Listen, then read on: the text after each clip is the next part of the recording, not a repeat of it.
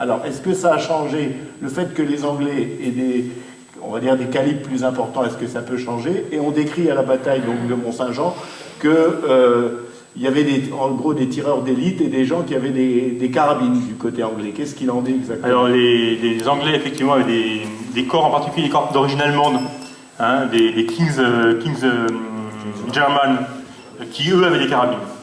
La tradition du tir à la carabine est une tradition qui est alpine. Hein. Donc ils avaient des tyroliens en particulier, hein, qui eux étaient... Le problème de la carabine, c'est que les carabines, je parle des carabines d'Empire, c'est qu'il fallait 3 fois plus de temps pour les charger. Il fallait prendre la balle et la tasser à coups de maillet pour qu'elle entre dans les rayures. Donc c'était très long, et je crois que c'est Gassendi qui dit que c'est quelque chose qui ne convenait qu'à des assassins lents et flegmatiques. Hein, voilà. Donc en gros des Anglais, mais ou des Allemands, c'est pas le problème. Mais non, oui. Alors à Waterloo, on a retrouvé un type de carabine. La carabine, ça n'a jamais vraiment pris dans l'armée française avant 1830 et l'Algérie, où là on a eu les lignes Pontcharrat qui ont commencé, on se fait tirer dessus par les Bédouins avec des moukalas, et nous on n'avait rien pour répondre. Donc rapidement on a mis des fusils de rempart qui eux étaient donc rayés et qui ont permis de répondre. Mais oui, effectivement, il y a eu... Mais ça reste un petit peu anecdotique, sauf il y a quand même eu quelques généraux qui sont fait abattre par des snipers anglais, en particulier Colbert, en Espagne, qui était un général prometteur, et qui s'est fait abattre on prétend à 800 mètres, j'ai un petit peu du mal à le croire, parce que 800 mètres pour ce gendarme c'est quand même beaucoup, mais on peut dire à 500 mètres c'était déjà pas mal. Il y a beaucoup de fusils, beaucoup de carabines. La carabine est par définition rayée, alors que théoriquement le fusil est par définition lisse. Il y a eu un abus de langage qui fait que maintenant on parle de fusil pour les hommes rayés. Voilà. Oui. Oui, merci. Tout d'abord, tous mes compliments pour votre remarque exposée et au-delà pour l'ensemble de ce colloque particulièrement intéressant. Moi, c'est juste une remarque. Vous avez annoncé une vitesse initiale de 400 mètres secondes, qui est effectivement une vitesse supersonique. Oui, tout à fait. Pour ce fusil. C'est quand même extraordinaire pour l'époque. Vous avez également précisé la vitesse du code 45, donc rayon 43. En fait, ça peut aller jusqu'à 340 mètres secondes en fonction de la munition. Ça dépend de la munition. On a entre 220 et 300 à peu près. Oui. Voilà. Pour fixer un autre élément de comparaison, le calibre 22 long rifle, en général, la vitesse de sortie moyenne, c'est 380 à 400 mètres secondes. Et ça reste dangereux jusqu'à 1500 mètres. Oui, absolument. Il y a eu des affaires de part et d'autre d'une colline. Voilà, malgré la petitesse du calibre. Et donc, ça m'amène à évoquer ce que vous avez dit concernant le vent du boulet. Le vent du boulet, en fait, c'est une grandeur physique très connue. C'est la quantité de mouvement, le produit de la masse par la vitesse, qu'on appelle également impulsion. La quantité de mouvement qui crée la puissance du choc. Et ce qui fait qu'on trouve autrefois, avec le fusil en neuf, on privilégiait la masse, et aujourd'hui, avec le calibre 5,56 de l'OTAN, on privilégie la vitesse. Alors, la masse est faible et la vitesse est grande. Voilà. Je ne vais pas m'essayer d'entrer dans le débat qui est des débats. C'est pour transporter plus de munitions par homme, en fait. Oui, alors, tout à fait. Le problème, en fait, là, je vais être politiquement totalement incorrect. Le problème du 5,56, c'est que ce n'est pas des munitions qui est rapide, c'est que c'est une munition qui fragmente. Donc, je vais le dire et je ne le répéterai pas, la munition 5,56 est contraire à la Convention de Saint-Pétersbourg et à la Convention de La Haye que nous avons signée. Voilà. Après, jusqu'à 150 mètres, le 5,56 fragmente.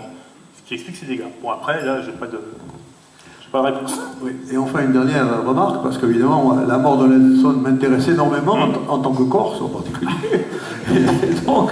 et donc la diapositive que vous avez montrée présente un trajet assez long là-bas. C'est entré sous la clavicule, ça descend quand même. Une bonne trentaine de centimètres, voilà. voire 40. On peut donc penser, en fonction du diagramme de vitesse que vous avez montré également, que le tireur était à moins de 150 mètres. Ah oui, il était dans les vergues.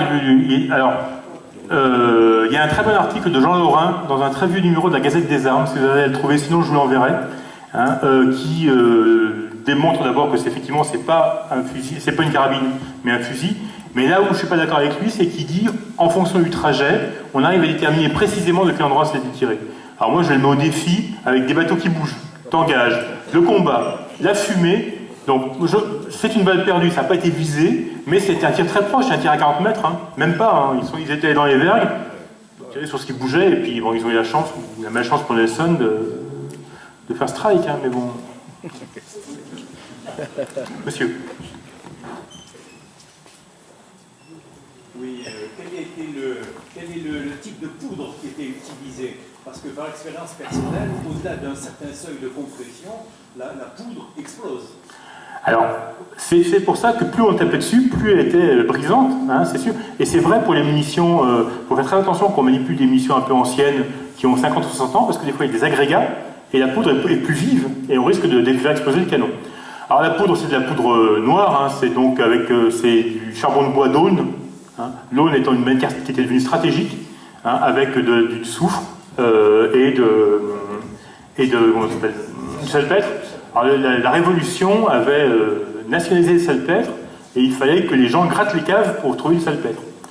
Donc après, les compositions précises, je ne les ai pas très honnêtement, mais on se retrouve dans... Vous pouvez regarder dans Gassendi, qui sont sur Internet, vous regardez dans Gallica, les ouvrages du général Gassendi, et là c'est très détaillé. Et, alors, la poudre a été améliorée progressivement au cours du siècle, mais jusqu'à la poudre sans fumée, il n'y a pas eu de progrès majeur. Hein. C'est pour ça que les vitesses initiales sont restées ce qu'elles sont pendant presque 200 ans.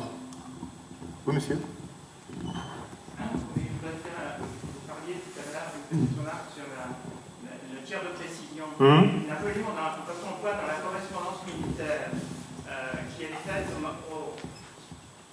à partir de Boulogne, donc en 1905, en juin, à titre de remarque, la correspondance militaire de Napoléon, ça représente entre Boulogne et après votre service 344 pages en A3.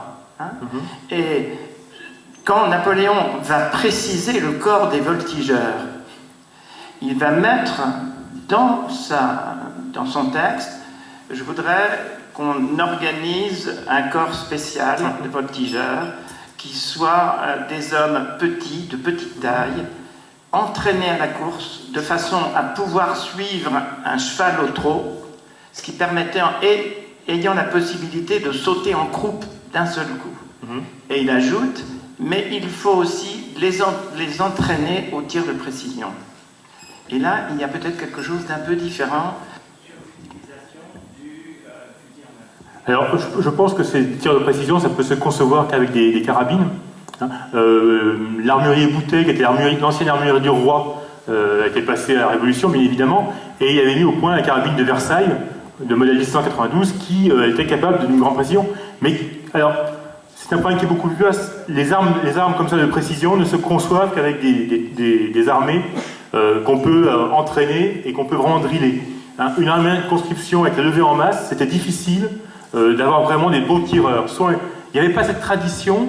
Louis XIV a eu quelques carabiniers dans ses troupes, mais ça avait été supprimé en 1762, je crois. Ça avait disparu, parce que vraiment, on n'avait pas compris l'intérêt que ça pouvait avoir, malgré les guerres, par exemple, des États-Unis, où les Anglais se sont pris des coups par les insurgents, qui eux avaient des fusils de précision, hein, des canons rifle, qui leur permettaient. Nous, on n'a pas compris le problème, et même si effectivement l'empereur avait dit faut développer un corps de tireurs de précision, c'est pas vraiment rentré en effet. Il y a eu quelques Belges hein, qui on a eu quelques tireurs de précision, voire même des tireurs avec des carabines air comprimés, mais enfin, c'est resté assez anecdotique, et on n'a pas autant développé que les Anglais par exemple, ou les tyroliens. Alors, ça, c'est... Voilà. Merci beaucoup. Oui, pardon, excusez-moi. Je reviens sur le tireur de précision, et surtout celui qui a tué le général Colbert, Oui. qui lui avait un manuel, donc c'était un tireur d'élite, un tireur de précision du 66e de ligne, mais qui avait utilisé, dit-on, parce que je ne suis pas sûr, un manuel qui avait été fait par les Allemands de la King German Division, dans lequel il a puisé sa précision et il a tué Colbert en se couchant sur le dos, Oui, alors il y a... dans sa jambe.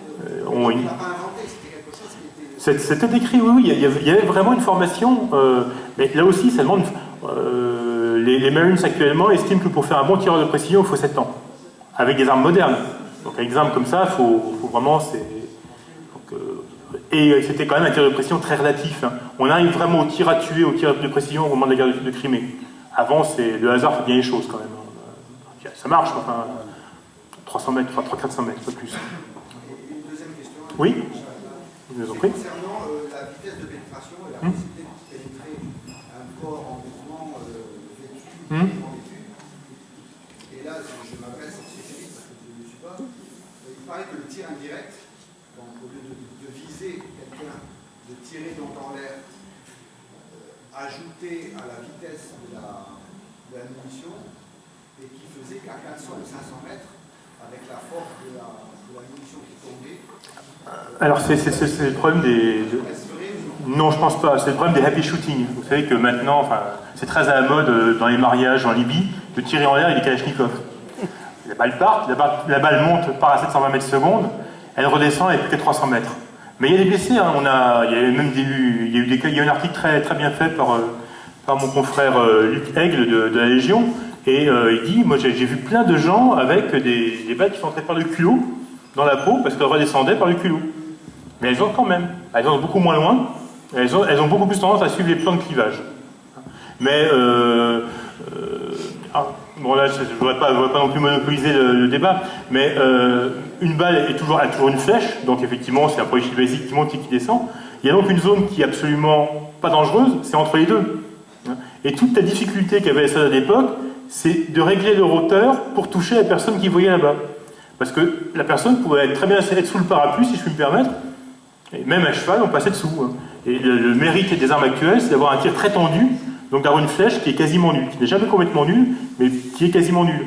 Les fusils de précision maintenant en 12-7, les gens E4-2, ils ont une flèche à 1500 mètres de 50 cm, je crois. Après, bon, mais ça, c'est